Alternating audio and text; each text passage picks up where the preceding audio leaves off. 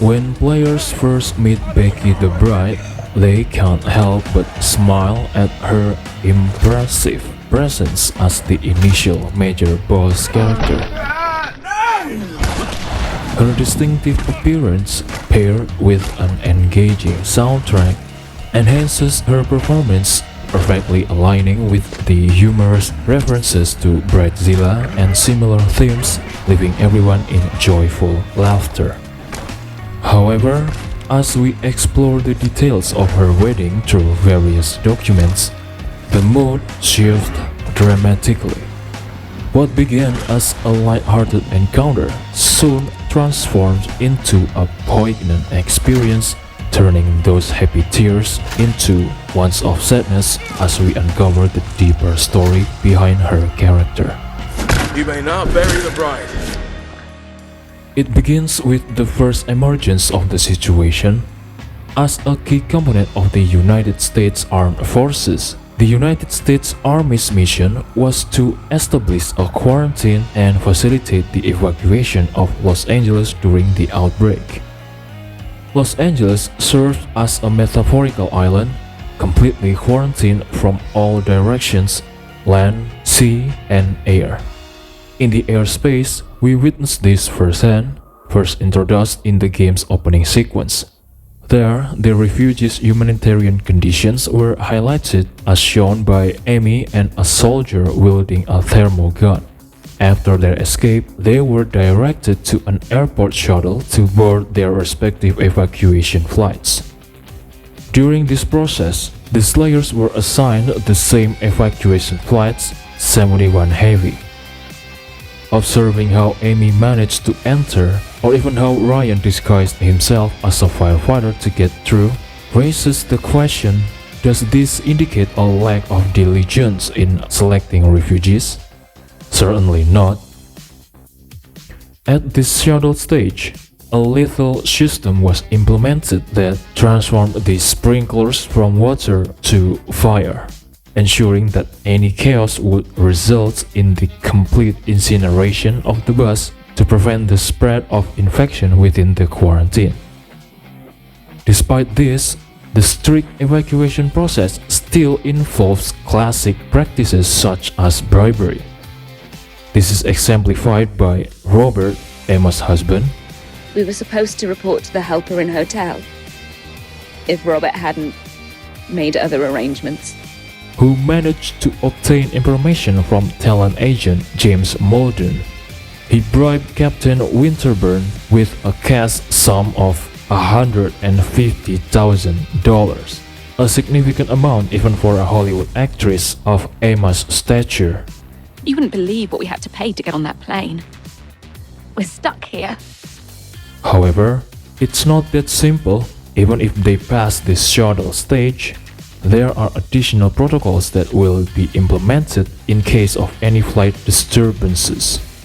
They refer to this as Code Zulu. This is 71 Happy. Code Zulu. We have accepted passengers. Code Zulu entails the sudden shooting down of a flight mere seconds after the code is spoken without hesitation. The grim realities of the evacuation are succinctly portrayed in the game's introduction. That is an overview of the air evacuation depicted in the game's introduction. However, the details regarding land and sea evacuations are not directly presented to players. Instead, they must be uncovered through further investigation within the game's environment and various documents. This approach makes sense as the Slayers focus solely on air evacuation and are unaware of other methods. Yet, based on the environment and documents I have gathered, it appears that the other forms of evacuation are just as stringent, if not more brutal and ruthless, than what is portrayed in the air evacuation. In Venice Beach, a maritime quarantine has been established. Emergency walls made of metal and sand have been constructed to isolate the beach area, facilitating easier monitoring and more organized troop deployment. This new structure is referred to as the Venice Beach Forward Operating Base, or FOB for short. Individuals who are infected or suspected of being infected are directed to a designated area known as the Death Pit, where they await further instructions. That whole area was militarized. Miles of fences and razor wire. Checkpoints and... shit. Bruh. Oh, yeah. Plus the horde. Thousands of those ham-brains trapped in the evac zone. Then there's the death pits. Death pits? Listen to you assholes! The death pits! Emo motherfuckers. Those confirmed to be infected are cremated in a specially designed area for mass incineration. This situation can be observed in the environment or through one of the side missions assigned by a warrant officer, Melissa Rodriguez. Warrant officers specialize in their respective fields, providing leadership and training to the Marines in their military occupational specialty. If refugees manage to surpass screening from the FOB, they are evacuated to Ocean Avenue. However, due to the stringent measure in place, compounded by the bigger population and the challenges of constructing a separation wall, suspected infected refugees are often executed on the spot with firearms at very close range. So I'm going to say that anything I say now is non-canon, but if you look in this area with all the blood, like you have a bunch of body bags. Yeah. And my idea when making this area was that people were being filtered in here as a checkpoint thing. They were infected, and then they were corralled into this area, and then when they saw that they were all infected, you have bullet holes here, the military just... Oh my god. Yeah, so the idea was that like a horrible thing had happened, and then you had... Yeah, and then you had all the bodies and tons of blood here, and then like the butcher would run in and just feast on these things forever. Oh my god. That was changed. Because... That's some crazy world building though. I think it was too grim, but like that was the idea basically of this, and why I set it up. Initially, in the early evacuation stages, the military conducted evacuations with a strong emphasis on humanitarian efforts. They quickly and efficiently managed to evacuate a significant portion of the Los Angeles population, focusing particularly on children and women. The military success during this initial phase is evident in the desolate atmosphere of the Dead Island 2 world, as most residents have already been evacuated. This is mentioned in the environments such as the whiteboard found in the CDC research area near Santa Monica. So, what truly drives them to act so ruthlessly and without hesitation in executing a group of refugees even when only one or two individuals are infected? This is where we begin to explore the heartbreaking story of a couple, Becki Russo and Aiden O'Connor, who were about to hold their wedding ceremony.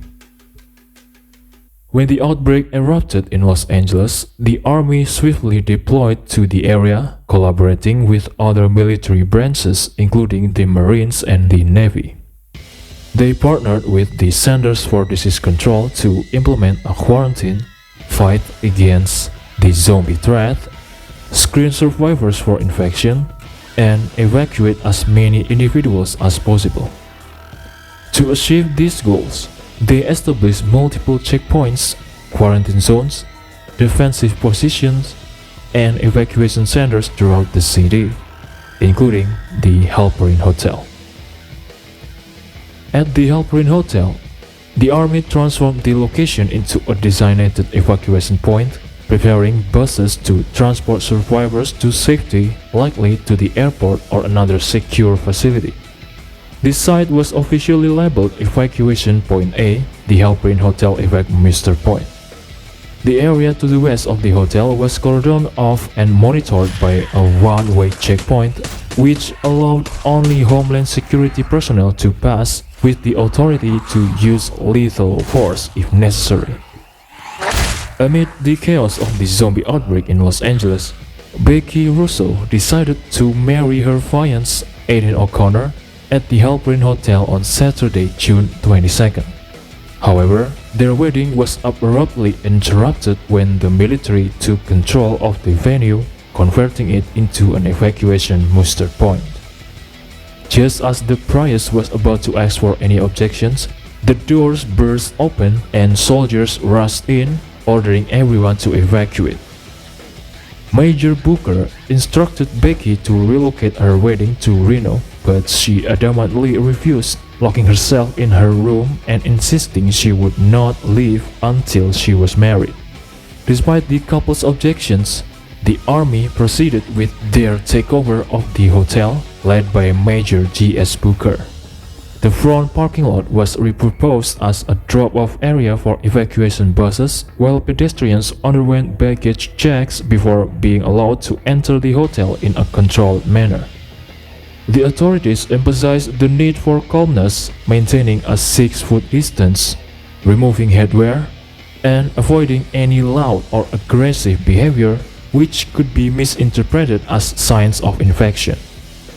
The hotel's foyer and ballroom were designated as screening areas, ensuring a thorough process for all evacuees. The Diamond Ballroom was intended to be the venue for Becki Russo and Aiden O'Connor's wedding celebration following their ceremony in the wedding garden. However, the US Army intervened, canceling the event as they repurposed the hotel into an evacuation center. The ballroom became a crucial screening area for identifying infected individuals among the survivors, allowing the military to manage the situation effectively. A radio was established in the room to facilitate communication between the army and Dr. Ruben Reed, along with other military units to isolate those infected and evacuate those deemed safe. Infected individuals discovered during the screening were rendered unconscious with chloroform and disposed of in the Halperin Hotel pool, which had been treated with chemicals. To support military operations, the area west of the pool was converted into a check-in zone for personnel. Rooms 309 and 307 were transformed into a command center for the evacuation from Los Angeles, with a wall removed to accommodate the necessary equipment for Major Booker and her team.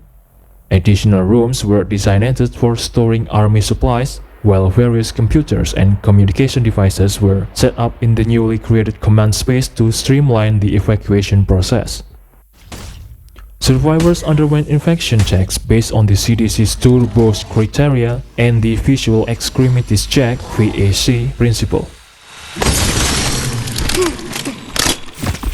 Those who tested negative were allowed to board evacuation buses, while those found to be infected were subdued with chloroform before being transported to the back of the hotel. There, the pool had been drained and filled with caustic eggs, a highly corrosive substance designed for body disposal.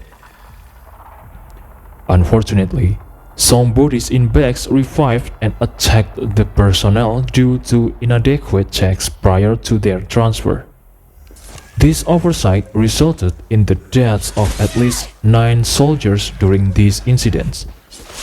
Major Booker dedicated nearly 5 hours to writing condolence letters to the families of 9 soldiers who served under her command. These individuals are officially listed as having died due to accidents while dealing with the infected. She feels compelled to challenge the use of the term accidents, as it suggests that these tragic events were unavoidable. The weight of guilt rests heavily on her, as she believes this notion is fundamentally incorrect. There were indeed measures the military could have taken to save all their lives.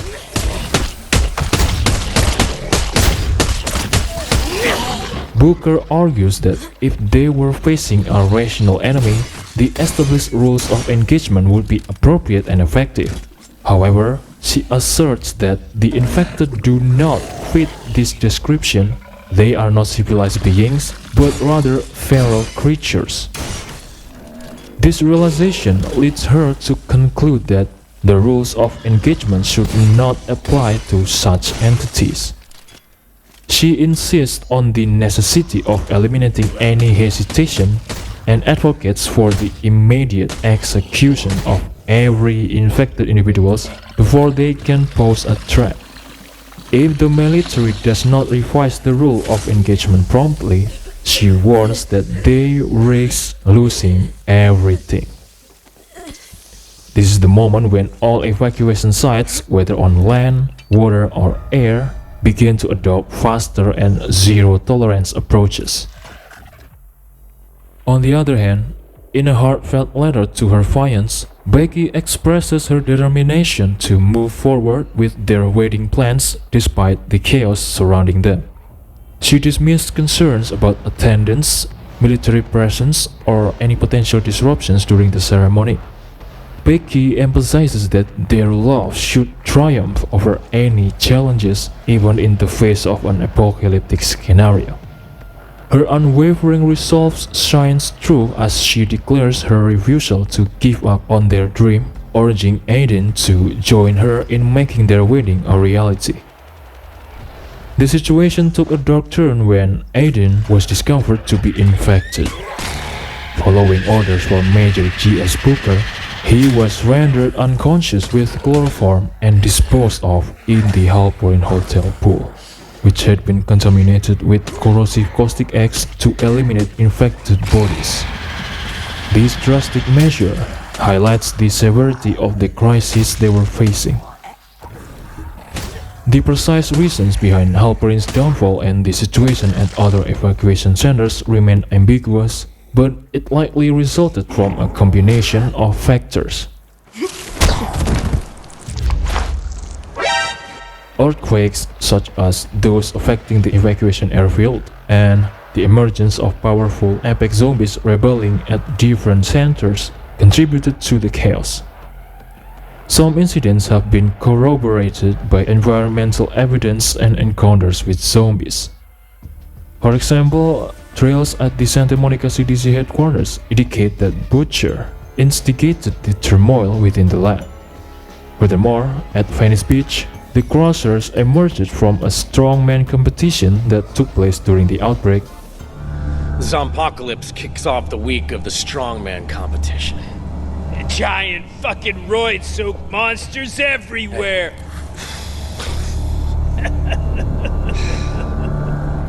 And we cannot overlook Becki's mutation that occurred at her wedding in Beverly Hills. The situation is complex with various elements intertwining to create a chaotic environment. The earthquakes disrupted stability, while the apex zombies posed a significant threat to safety. The evidence collected from different locations paints a picture of a widespread crisis, with the emergence of the apex zombies and the other unexpected mutations further illustrate the unpredictable nature of the outbreak, highlighting the challenges faced by those in the affected areas. The hotel experienced severe damage from an earthquake, which not only injured staff but also prompted many to flee the compromised building. During this chaos, Becki became infected and began pursuing Major Booker, who continued to provoke her from room 307, the command center for the hotel's operation. Hey! If you're still looking for your lover boy, he's in the pool. Mingling. But don't worry, sweetheart. You can still have your first dance. Ultimately, Becki tracked down the Major, confronting her in the room and killing her just moments before the Slayers arrived, leaving the Major's lifeless body behind.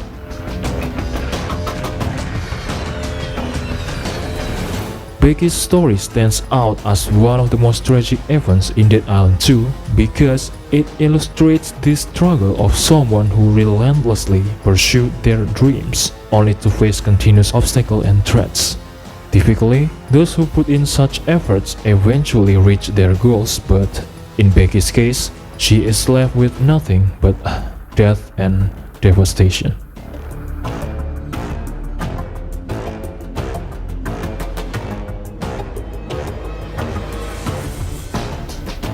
The information provided above should serve as a reminder from some players of the Island 2 who may be seeking to recapture the gritty essence of the first game, which seems somewhat diminished in the sequel. However, the hidden brutal details reveal that the military's action in Los Angeles were far more severe than what transpired in Banoi. The painful evacuation pace in Banoi from a military execution standpoint appears less ruthless compared to the events in Los Angeles. Yet, in terms of genuine humanitarian efforts, Los Angeles had a significant number of refugees successfully evacuated, unlike the evacuation operations in Banoi, which were merely a facade for the public. Ultimately, no civilians were intended to be rescued from the island. Instead, the military was primarily tasked with isolation. This stark contrast highlights the darker undertones of the military's role in both scenarios. While Benoit's evacuation was portrayed as a desperate attempt to save lives, it was, in reality, a cover-up for a more sinister agenda. In Los Angeles, the military's actions were not only more brutal, but also revealed a troubling reality where the focus shifted from saving civilians to enforcing isolation. This narrative invites players to reflect on the complexities of survival and the moral dilemmas faced in dire situations, emphasizing that the true horror often lies beneath the surface. Now that we've started discussing it, let's assess the parallels between the evacuation attempts in Banoi and Los Angeles. Having already covered the evacuation in Los Angeles, we will shift our focus to Banoi. Both events feature evacuation plans that encompass land, sea, and air roads. Additionally, they collaborate with organizations that specialize in biological matters. In Los Angeles, the military works alongside the CDC, while in Banoi, the partnership is with Geopark. In Banoi, the narrative presented to players revolved around the land and laboratory evacuation trials. The other aspects, such as sea and air evacuations, are elaborated on separately through the DLC Bloodbath Arena. Furthermore, there is a dedicated storyline for the land evacuation trials found in the Rider-Waite campaign, adding an intriguing twist to the overall experience. By examining these two scenarios, we can see how they both incorporate similar strategies and themes despite their unique settings. The collaboration with specialized organizations and the multifaceted approach to evacuation highlights the complexity and urgency of the situations in both locations. Banoi has a smaller population, which necessitates a more compact military force. In this context, the term evacuation might better be described as isolation, as that is the actual strategy employed by the military.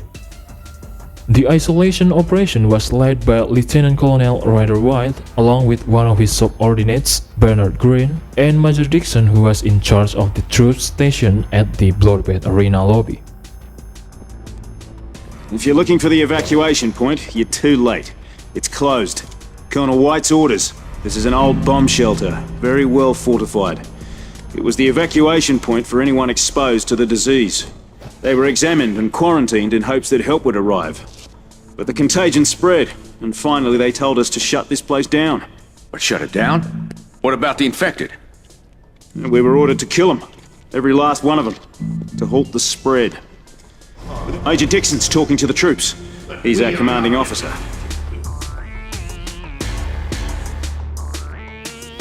Rider-Waite's role in leading the ground isolation is evident from the DLC's introduction, where he is seen executing a mission aimed at isolating the area by destroying all bridges that provide access in and out of Moresby.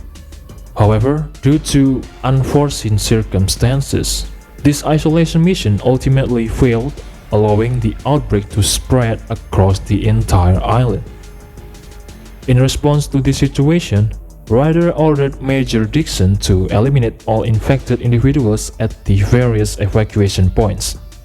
These evacuation points were categorized into 4 distinct locations, It's represented by the arenas available in the Bloodbath Arena DLC. In the airspace isolation, there is Arena C, which is situated outside of a location resembles an airfield, complete with additional guard towers and a corrugated metal hangar for aircraft. Access to this area is restricted due to an electrified fence topped with barbed wire, preventing entry. Meanwhile, Arena D represents the sea zone, appearing as a deserted harbor where a downed aircraft can be seen in the waters. Given the vastness of Banoi, there are two more arenas that encompass significant regions, potentially housing unaccounted population in urban and coastal areas, specifically in a bunker and a forest. Arena B features a Japanese bunker that seems to have been used by many individuals attempting to escape the military's false evacuation efforts. In contrast, Arena A is located atop a mountain or cliff, offering breathtaking views with a waterfall and an exotic landscape.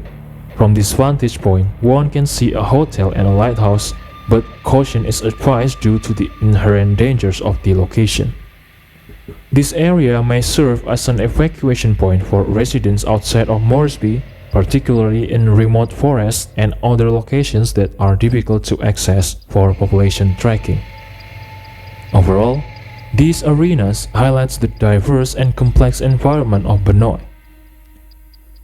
This highlights the parallels between the two games, which become even more apparent after watching this video.